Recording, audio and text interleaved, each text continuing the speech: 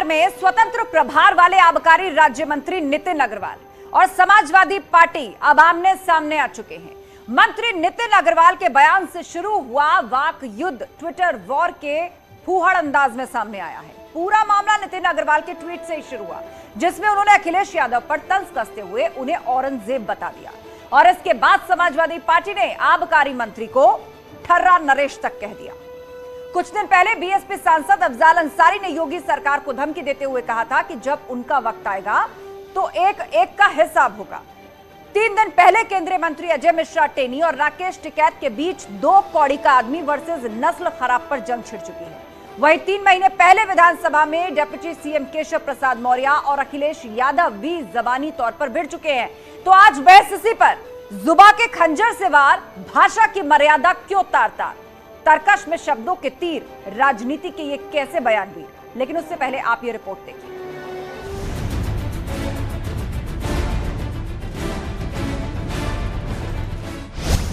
भाषा की मर्यादा क्यों भूले माननीय।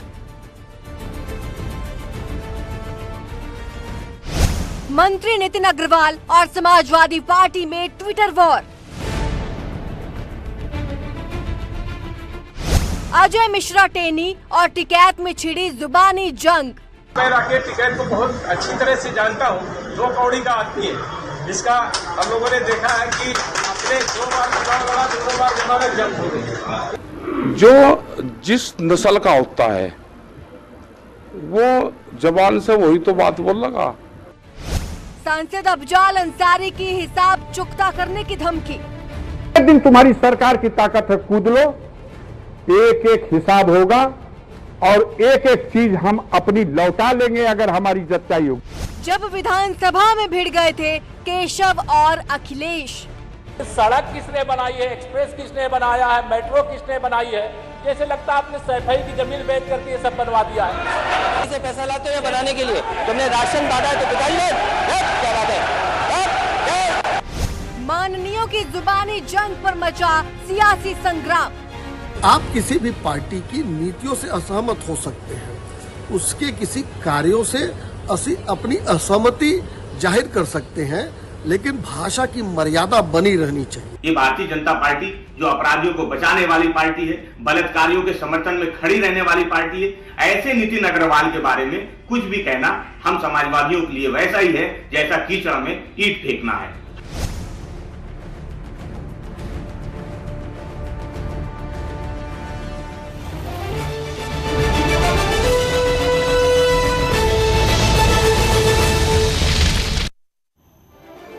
तो आखिर सियासी लड़ाई में भाषाई मर्यादा तार-तार करने की क्या जरूरत है। बीजेपी और सपा के बीच का यह घमासान अब रम विस्की से लेकर औरंगजेब तक आ पहुंचा है। आज इसी पर महाबहस और चर्चा के लिए पूरा गेस्ट पैनल भी हमारे साथ जुड़ चुका है। मनीष शुक्ला है बीजेपी प्रवक्ता हमारे साथ, मनोज यादव है समाजवादी पार्टी के प्रवक्ता, दयाराम भार्गव सुभाषपा के प्रवक्ता हमारे साथ जुड़ चुके हैं और राजनीतिक विश्लेषक निरंजन पोद्दार जी हमारे बीच में। आप सभी का स्वागत है। विस्तार से चर्चा करें, लेकिन उससे पहले 30 सेकंड के अंदर आप सभी के ओपनिंग रिमार्क्स। मनीष शुक्ला जी, राजनीति होती है, आरोप लगते हैं, तंज कसे जाते हैं, लेकिन आज जो हुआ वो औरंगजेब से लेकर रम विस्की ठर्रा तक जा पहुंचा। भारतीय जनता पार्टी सदैव उसके राजनीतिक और सामाजिक जीवन में भाषा की मर्यादा बनी रहे, इस समर्थक है। भाषा की शुचिता भी रहे। किसी बात पर किसी नीति को लेकर हमारी असहमति हो सकती है, लेकिन भाषा की मर्यादा नहीं टूटनी चाहिए। यही भारतीय जनता पार्टी का स्टैंड। ठीक है, भाषाई मर्यादा नहीं टूटनी चाहिए, लेकिन पूर्व में यदि हम बयानों को उठाकर देखें तो हाल ही के दिनों में कई ऐसे बयान सामने आ चुके हैं। राजनेता किसी भी पार्टी के रहे हो, लेकिन कुछ ना कुछ अपशब्द या मर्यादाएं तार-तार करते वो दिखे हैं। लेकिन इसकी जरूरत क्यों पड़ती है? मनोज यादव जी, एक तरफ तो आप कह रहे हैं कि कीचड़ में पत्थर मारने का कोई लाभ नहीं है, अपने ही ऊपर छींटे आते हैं। दूसरी तरफ औरंगजेब के जवाब में आपने कह दिया ठर्रा नरेश।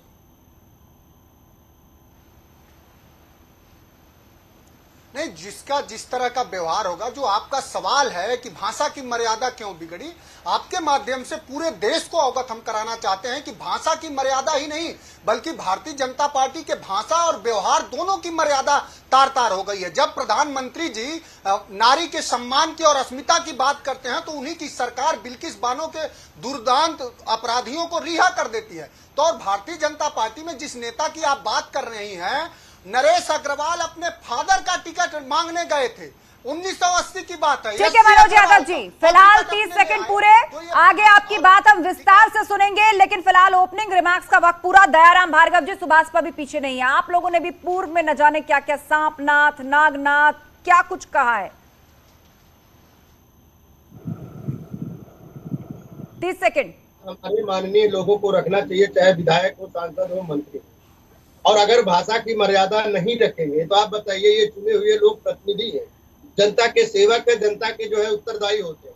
लेकिन आस्था जी, मैं ये जानना चाहता हूँ, ये भाषा क्यों बिगड़ता जा रहा है? क्या इसमें माननीय आज भारतीय जनता पार्टी केंद्र में जो है बहुत बड़ी पार्टी हो गई है और आज केंद्र में उसकी सरकार भी है, क्यों नहीं लोकसभा में, राज्यसभा में इसका प्रस्ताव ला करके इस पे कोई कानूनी अमली जामा पहनाया जाए? ठीक है दयाराम जी, 30 सेकंड पूरे, ओपनिंग रिमार्क्स का वक्त पूरा। निरंजन पोद्दार जी, राजनीतिक विश्लेषक हमारे बीच में। निरंजन पोद्दार जी, आप इस परिस्थिति को किस तरह देखते हैं? चुनाव में तो बहुत कुछ देखने सुनने को मिलता है, लेकिन अभी तो चुनाव भी दूर है, अभी से इस स्तर पर आ गए राजनेता।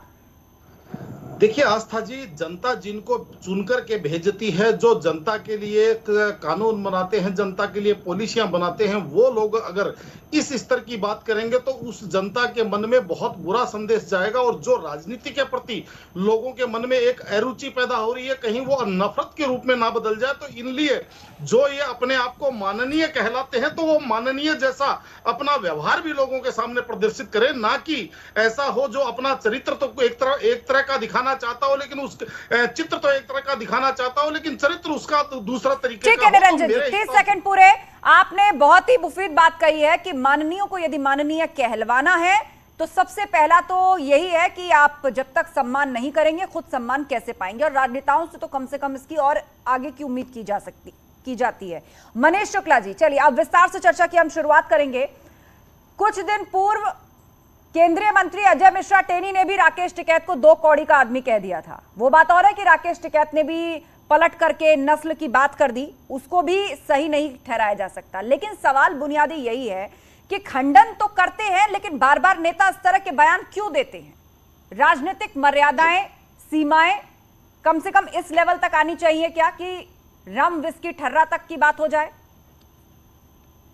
देखिए आस्था जी, जो इस डिबेट को जिस वजह से आपने ओपन किया है, औरंगजेब और तमाम बातों को लेकर, 2016-17 में एक प्रतिष्ठित समाचार पत्र में समाजवादी पार्टी की एमएलसी ने ही ये बयान दिया था अखिलेश यादव के लिए कि वो औरंगजेब हैं। आपको ध्यान होगा उसके बाद उस एमएलसी के साथ तत्कालीन मुख्यमंत्री ने अपने मुख्यमंत्री आवास में क्या किया था, सबको पूरे उत्तर प्रदेश को पता है।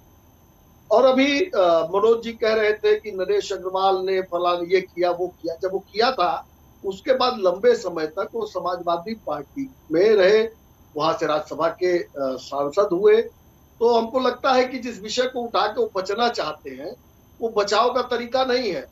आपको बताएं आस्था जी, ट्विटर खोलिए और समाजवादी पार्टी के जो सोशल मीडिया के हेड है मनीष अग्रवाल या मनीष जिंगड़ ऐसे करके नाम है उनका, आप उनके ट्वीट को पढ़ लीजिए, आप शर्मसार हो जाएंगे किस तरीके का ट्वीट और किस तरीके की भाषा का प्रयोग होता है।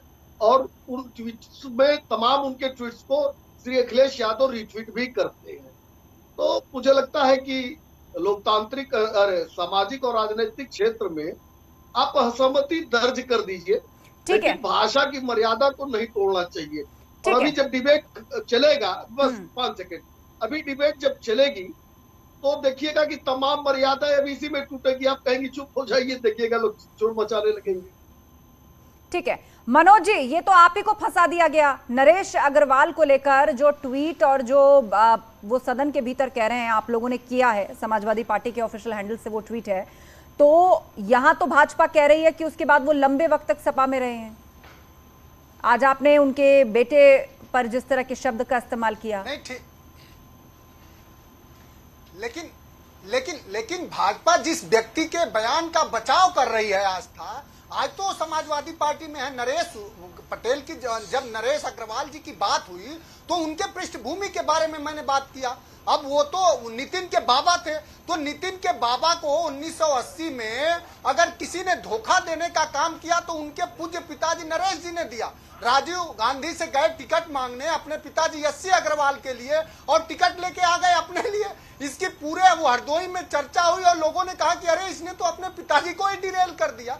तो ऐसे व्यक्तियों को लेकर के अगर भारतीय जनता पार्टी के प्रवक्ता, भारतीय जनता पार्टी का शीर्ष नेतृत्व इतना गंभीर हो, और मैंने तो आपसे कहा कि इस देश में दीदी वो दीदी इस तरह के अमर्यादित, असंस्कारिक, अव्यवस्थित बयान किस प्रधानमंत्री ने दिया? किस प्रधानमंत्री ने इस तरह के शब्दों का इस्तेमाल किया कि इस देश में कपड़े से लोग पहचाने जा सकते हैं?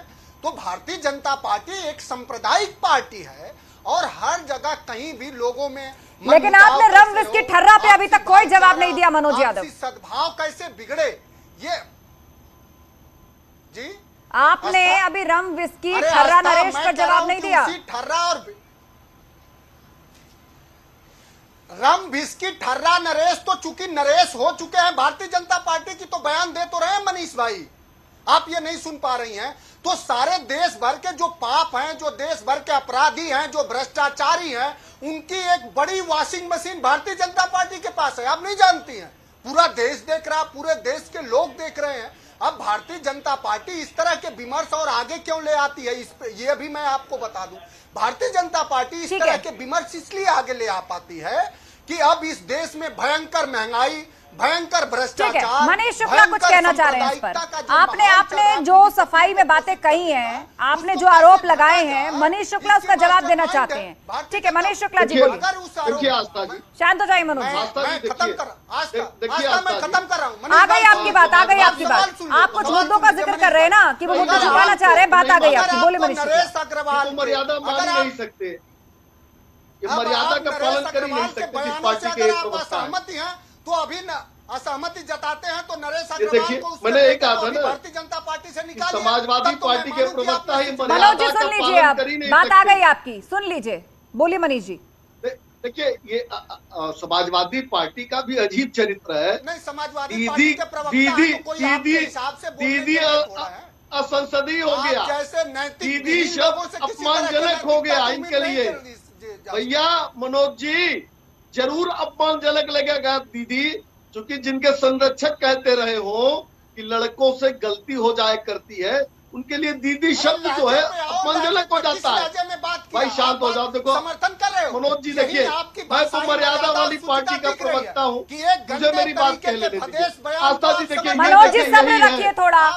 देखिए आप नॉन स्टॉप बोल रहे हैं, इसको मर्यादा से जोड़ा जा रहा है, डिबेट शो पर इसको मर्यादा से जोड़ा जा रहा है। आप कम से कम शांत हो जाइए। आपने कई आरोप लगाए, आपने कई बयानों का जिक्र किया, उसी का जवाब मनीष शुक्ला दे रहे हैं। एक बार उनकी बात पूरी होने दीजिए, आपको दोबारा काउंटर करने का मौका मिल जाएगा। इस शो पर सबको बराबर समय मिलता है। बोलिए मनीष शुक्ला जी। नहीं मान सकते दीदी ओ दीदी में कौन सा शब्द असंसदीय है मुझे बताइए। ओ कहना असंसदीय है, दीदी शब्द असंसदीय है या ठर्रा नरेश? बोलिए मनीष शुक्ला। देखिए आस्था जी, यही मैं कह रहा था। अभी मनोज जी नरेश अग्रवाल जी के इतिहास को बता रहे थे। उस इतिहास के बाद मुलायम सिंह यादव जी और लंबे समय तक अखिलेश यादव जी नरेश अग्रवाल के सामने घुटने टेक कर खड़े रहा करते थे। दूसरी बात, ये तो पूरा उत्तर प्रदेश जानता है, उत्तर प्रदेश ने नंगी आंखों से देखा है कि किस तरीके से अखिलेश यादव ने श्री मुलायम सिंह यादव को राष्ट्रीय अध्यक्ष पद से हटाया था। और उसके बाद एक इंटरव्यू इनके एमएलसी, मैं नाम बता दूं आस्था जी, आशु मलिक इनके एमएलसी थे। उन्होंने गाजियाबाद में इंटरव्यू दिया था, इनको औरंगजेब बताया था। बाद में आशु मलिक के साथ मुख्यमंत्री आवास में तत्कालीन मुख्यमंत्री ने क्या कृत्य किया था सबने देखा है। तो ये तो है, ये समाजवादी पार्टी का असली चरित्र है। और जिनके साथ ये रहे हैं आज उनको उनकी कलही खोलने के लिए इस तरह की बातें कर रहे हैं। मैं फिर एक बात कहूंगा, ठीक है, कि देखिए सभ्य लोकतंत्र में भाषा की मर्यादा टूटे एक सही बर्दाश्त के काबिल नहीं होता, और जनता रीड करती है और जनता जरूर जवाब देती है। ठीक है, दयाराम भार्गव जी, कभी अफजाल अंसारी कहते हैं कि आने दो सरकार, एक एक का हिसाब होगा, सबको देख लूंगा, जो मेरे से लिया है सब वापस लूंगा। कोई यहाँ पर कहता है औरंगजेब, कोई कहता है 2 कौड़ी का आदमी, कोई कहता है नस्लें खराब है। आप भी पूर्व में गिरगिट, सांपनाथ, नागनाथ, न जाने किस तरह की शब्दावली का इस्तेमाल बीजेपी की शीर्ष लीडरशिप के लिए करते हुए आए हैं। और थोड़ी देर पहले आप ही भाषण दे रहे थे कि संसद में इसके लिए कानून आना चाहिए। आपको नहीं लगता आप भी फंस जाएंगे उसमें? देखिए आस्था जी, मैंने कहा ना, सर्वाधिक पार्टियां जो देश में और राज्य में शासन किए हैं, उनका एक दायित्व बनता है। ये आज से चली आ रही परंपरा पीछे से चली आ रही है, इसका स्टॉप कब होगा, विराम कब लगेगा? आज माननीय सांसद लोग जो जा करके बैठे हैं, जनता की नुमाइंदगी करते, जनता के बीच में जब वोट मांगने जाते हैं आस्था जी, तो तरह तरह के वादे करके जाते हैं और ये कहते हैं कि हम जनता हमारा परिवार है। लेकिन आप बताइए, जो मुखिया होता है उसी जनता क्षेत्र का होता है, वो अगर इस तरह की अशब्द भाषा का प्रयोग करेगा तो जनता उस वहां की क्या सोचेगी? दूसरी आप किसकी बात कर रहे हैं? कौन से आप शब्द की बात कर रहे हैं? आप सपा के जवाब की बात कर रहे हैं कि आप भाजपा की बात कर रहे हैं? मैं सभी पार्टियों की बात करता हूँ, उसमें मेरी भी पार्टी है, मैं सबकी बात कर रहा हूँ। मैं देश की जितनी पार्टियां सभी सबकी बात कर रहा हूँ। कहीं ना कहीं अब समय आ गया है कि देश में जो लोकसभा है और राज्यसभा में, वहां पे कानून बनाया जाए इसके ऊपर आस्था जी। कम से कम इन माननीय हो, चाहे क्षेत्र के लोग हो, छोड़भैया नेता हो, बड़ा नेता हो, सांसद, मंत्री, विधायक हो, सबकी वाणी। और यही तो मेरा सवाल था दयाराम भार्गव जी, जिस कानून बनाने की आप बात कह रहे हैं, सुझाव आपका वाजिब है, लेकिन अगर ऐसा कानून होता तो आप बहुत जल्दी लपेटे में आ गए होते। निरंजन पोद्दार, नहीं आस्था जी, हम पहले लपेटे में नहीं आते, पहले सब बड़ी पार्टियां आती भाई, जो देश में और राज्यों में राज्य किए वो लपेटे में आते। मैं तो चाहता हूँ, मैं आपके माध्यम से देश की जनता को बताना चाहता हूँ कि देश में ऐसा कानून बने। नहीं, आपने कहा कि सबसे पहले लपेटे में समाजवादी पार्टी आती, क्यों? इस बात को स्पष्ट करिए, क्योंकि जवाब देंगे इसका मनोज यादव। देखिए, समाजवादी पार्टी को आस्था जी मैं क्या बोलूं, आज हमारे मनोज यादव जी बात कर रहे हैं। आप बताइए, जो अपने पिता कर रहे हैं वो दूसरों को क्या होगा? अरे भाई, सीख देना हो तो पहले घर में देखो, चाचा के साथ आपने क्या किया और जिसके साथ आप गठबंधन करते हैं अनैतिक बात कर रहे हैं। सबसे अच्छी बात यह है कि आप सलाह नहीं दे रहे हैं, तो प्रदेश की जनता को आप देना क्या चाहते हैं? प्रदेश की जनता में जो अराजकता का माहौल, उससे लड़ाई कैसे लड़ेंगे? आदरणीय नेता हो प्रकाश राज भर, आपके पास गए थे, आप 2017 में कितनी सीट लाए थे? 2022 में आपके पास आए तो समाजवादी पार्टी कितनी सीट लाई? हम जनता के हक अधिकार की बात करते हैं, गांव गरीब किसान मजदूरों की बात करते हैं, न्याय की बात करते हैं। आज तक ठीक है, इसका जवाब मनोज यादव देंगे। बात पूरी हो गई आपकी दयाराम जी। मनोज यादव, ठीक है दयाराम जी। मनोज यादव, आस्था देखिए, बहुत विनम्रता के साथ बता, हाँ, आस्था बहुत विनय के साथ और विनम्रता के साथ बताना चाहूंगा कि ये जो बहुविज्ञापित और बहुप्रचारित बात की जाती है, माननीय राष्ट्रीय अध्यक्ष जी अखिलेश यादव जी को पूज्य नेताजी का समर्थन और सहयोग उन्होंने ही राजनीति में लाया और हमेशा रहा है। और एक दिन, एक क्षण और एक सेकंड के लिए भी दोनों लोगों में कभी मत भिन्नता नहीं हुई है। लेकिन ये भारतीय जनता पार्टी का बहुविज्ञापित, बहुप्रचारित एक ये बनाया जाता है कि किस तरह से क्या किया जाए, इस पर नहीं है। भारतीय जनता पार्टी से सवाल है कि आज जो मैं बुनियादी सवाल पूछ रहा हूं कि उत्तर प्रदेश में रोजगार कहां है? सड़क की दुर्घटना में मुख्यमंत्री के ओएसडी स्वयं बेचारे दिवंगत हो गए आवारा पशु को बचाने में। अभी जहां मेरठ हो करके आए हैं मुख्यमंत्री जी, वहां 48 घंटे में 5-5 हत्याएं हुई। आज संभल में फिर हाथरस को दोहराया गया है, एक पीड़िता को जबरदस्ती जला दिया गया। तो पूरे उत्तर प्रदेश में बर्बरता है। एक जाति विशेष का सत्ता संरक्षित अपराध लखीमपुर खीरी में क्या हुआ आपने देखा ही। जो आपने कहा कि एक मंत्री ने एक किसान नेता को क्या बोला, वो मंत्री ने नहीं बोला, बल्कि भारतीय जनता पार्टी की मोदी सरकार का वो किसानों को अपमानित करने वाला बयान था। उसका समर्थन करती है भारतीय जनता पार्टी टेनी का। अगर भारतीय जनता पार्टी थोड़ी भी जिम्मेदार होती इतना अनर्गल बयान पे, तो वो कम से कम टेनी का इस्तीफा लेती। अच्छा ठीक है, इस पर जवाब हम मनीष शुक्ला जी से लेंगे, लेकिन मनोज यादव जी, मेरे सवाल का जवाब, भाजपा पर आरोपों की लिस्ट हर बार नहीं हो सकता। मैंने आपसे कहा कि जो ठर्रा नरेश जैसी बात आप लोगों की तरफ से कही गई, क्या वो सही थी? बेशक आपने कुछ मुद्दे भाजपा को लेकर उठाए, लेकिन हर बार जब मैं आपके पास सवाल लेकर आती हूं तो क्या मेरे सवाल का जवाब वही आरोपों की लिस्ट हो सकती है? मनीष शुक्ला जी सोचिएगा, फिर आऊंगी इस सवाल के साथ। वो ठर्रा नरेश वाली बात पर आपको जवाब देना पड़ेगा। अरे आस्था, मैं कह तो रहा हूं, आप सुचिता से सुन क्यों नहीं ले रही हैं? निश्चित रूप नहीं, से मैं नहीं हो सुन रही सकती। हूँ। आप हर बार भारतीय आपका जनता एक ही पार्टी जवाब आ रहा है नहीं, आप उसका कि टेनी ने मामला क्या कहा था, आप उनका किसने मामला क्या कहा बंद था, करिए। कौन किसके लिए लेकिन टिकट जो मांगने जनता गया का था। सवाल है वो ठर्रा उनका- नरेश पर एक बार नहीं बोले आप। ठर्रा नरेश, ठर्रा, आपके सवाल का जवाब है, आस्था सुन लीजिए, आपके सवाल का जवाब है ठर्रा नरेश अब भारतीय जनता पार्टी और मनीष के नरेश हो चुके हैं। अब उनसे जवाब लीजिए कि ठर्रा नरेश के अगर बयानों से भारतीय जनता पार्टी सहमत नहीं है, इनमें हिम्मत है तो अभी नरेश अग्रवाल को, उसके सुपुत्र को निकालें। कुल मिलाकर आप अभी भी अपनी उस बात, अपने उस बयान, उस शब्द के साथ कायम है, ठीक है? अब क्लियर कर दिया आपने कि आप अभी भी उस शब्द, अपने उस बयान के साथ कायम है। मनीष शुक्ला जी, समाजवादी पार्टी के साथ में आदरणीय जो है मर्यादित संस्कारी एक मिनट दयाराम जी रुक जाइए, आपको बोलने का मौका मिलेगा, लेकिन मनीष शुक्ला से पहले बात कर लेते हैं। मनीष जी। जी सवाल जी, अब भी कायम है उस बयान पर? ये लोग कह रहे औरंगजेब आपने कहा है, इसीलिए वो ठर्रा नरेश हैं।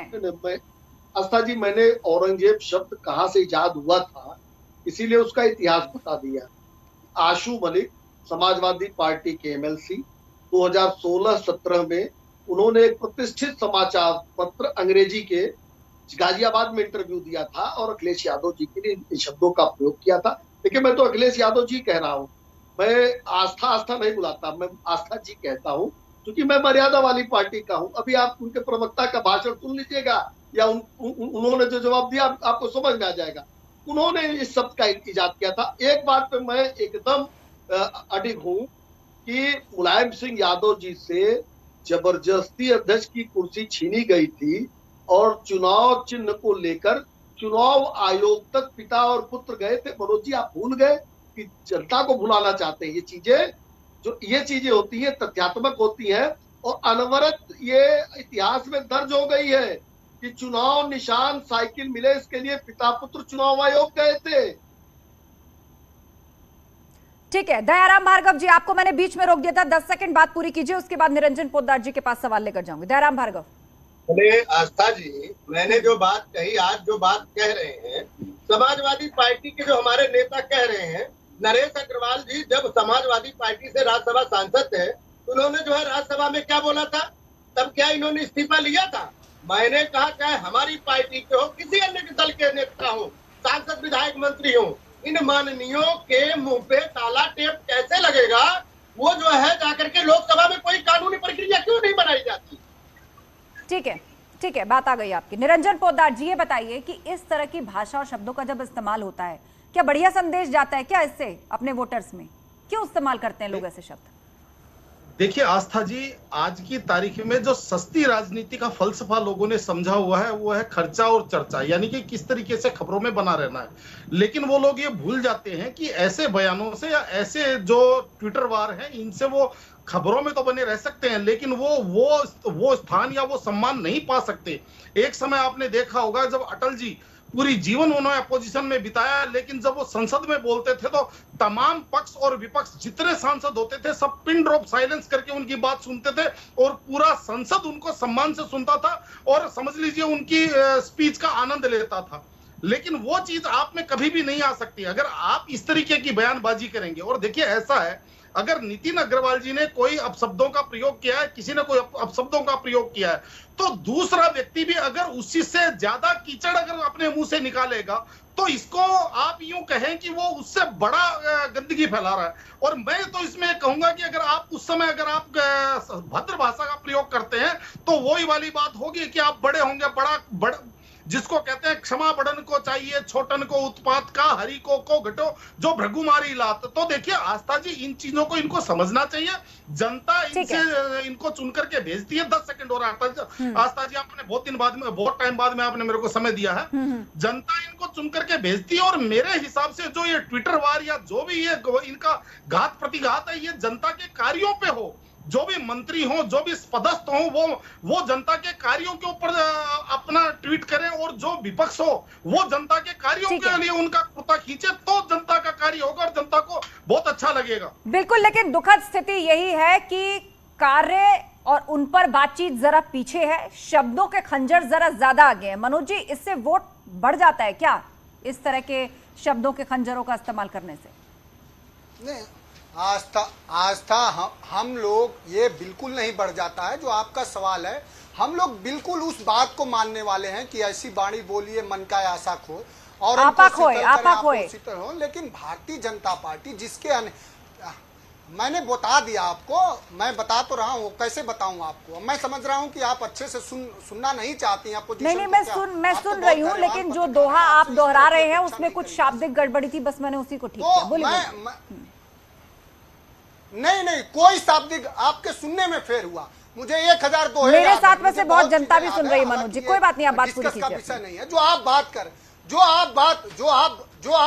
कर रही हैं, भाषाई मर्यादा की, भाषाई शुचिता की और व्यवहार की बात ही नहीं बल्कि व्यवहार में भी भारतीय जनता पार्टी के दोहरापन है। उसका ज्वलंत और जीवंत उदाहरण है कि जिस समय देश के प्रधानमंत्री जी नारी अस्मिता और गौरव की बात कर रहे थे, एक बेटी बिल्किस बानो के दुर्दांत अपराधियों को भारतीय जनता पार्टी की गुजरात की सरकार उसी समय माला पहना रही थी। ये घिनौना है, इससे पूरा देश, पूरी दुनिया में देश शर्मसार हुआ है। तो उस भारतीय जनता पार्टी से आप किसी तरह की शुचिता की, न्याय की कोई उम्मीद आप नहीं कर सकते। ठीक है मनीष शुक्ला जी, समाजवादी पार्टी का यही आरोप कि भारतीय जनता पार्टी असल मुद्दों को छुपाना चाहती है। सामाजिक न्याय और शुचिता की उम्मीद भाजपा से नहीं की जा सकती। उत्तर प्रदेश में क्राइम बढ़ रहा है, जंगल राज है। घूम फिर के सपा के प्रवक्ता रोजाना डिबेट में इस बात को कहते हैं। देखिए, जंगल अपराध और अपराधियों के बारे में आप उत्तर प्रदेश की जनता से अगर पूछेंगी तो जरूर जवाब मिलेगा कि जंगल राज का खात्मा भारतीय जनता पार्टी। आज जो संगठित अपराध है उसकी कमर को तोड़ दिया योगी आदित्यनाथ की सरकार ने। केवल अपराधियों को गिरफ्तार नहीं किया, अखिलेश यादव और मुलायम सिंह यादव के आशीर्वाद से जो अकूत संपत्ति इकट्ठा की थी उस संपत्ति को अटैच भी किया, जमीन बोझ भी किया। आज आम जनता में ये जो इनके गुंडे जो भय उत्पन्न करते थे, आज वो भय से स्वयं थर-थर कांप रहे हैं। देखिए, मैंने अभी एक नाम लिया था, मनीष जगन अग्रवाल, ये इनके सोशल मीडिया के हेड हैं समाजवादी पार्टी के। उनके तमाम ट्वीट्स को श्री अखिलेश यादव स्वयं रिट्वीट करते हैं। उनके ट्वीट्स को थोड़ा जाके पढ़ लीजिएगा आस्था जी, जो शब्दों का प्रयोग उन्होंने किया। मैं कोई सभ्य व्यक्ति, सभ्य समाज में उन शब्दों को पढ़ नहीं सकता, मैं इसलिए पढ़ के नहीं सुना रहा हूँ। तो समाजवादी पार्टी और उनके नेताओं ने किस तरीके से, आप आजम खान के बारे में जानती ही हैं, सभी लोग जानते हैं कि जयप्रदा जी के बारे में किन शब्दों का प्रयोग किया, उनके किन किन वस्त्रों का रंग बताते थे, ये सभी लोगों ने सुना है। तो हमको उसमें बहुत ज्यादा नहीं जाना है। देखिए, एक सार्थक डिबेट तब होगी जब हम कम से कम हम सब प्रवक्ता जो बैठे हैं वो तो ये बात कहें कि भाई भाषा की मर्यादा नहीं टूटनी चाहिए। आप सहमति असहमति दर्ज कर सकते हैं बेशक। और इसका एक बहुत बढ़िया उदाहरण जो है वो निरंजन पोद्दार जी ने दिया, और वो ये कि अटल जी एक ऐसे नेता थे, जब भी पार्लियामेंट में बोलते थे, पक्ष हो या विपक्ष, उनकी बात, उनके तंज, उनके शब्द तीखे जरूर होते थे लेकिन कभी अमर्यादित नहीं हुए। पक्ष विपक्ष सभी पार्टियां पिन ड्रॉप साइलेंस के साथ उनको सुनती थी। तो अपनी बात को पुरजोर तरीके से रखने के लिए शब्दों का अमर्यादित होना आवश्यक नहीं है, हाँ तथ्यों का तीखा होना जरूर आवश्यक है। आप सभी मेहमानों का शुक्रिया इस चर्चा में शामिल होने के लिए। और अब आपको दिखाते हैं 15 सेकंड में दिन की हर बड़ी खबर।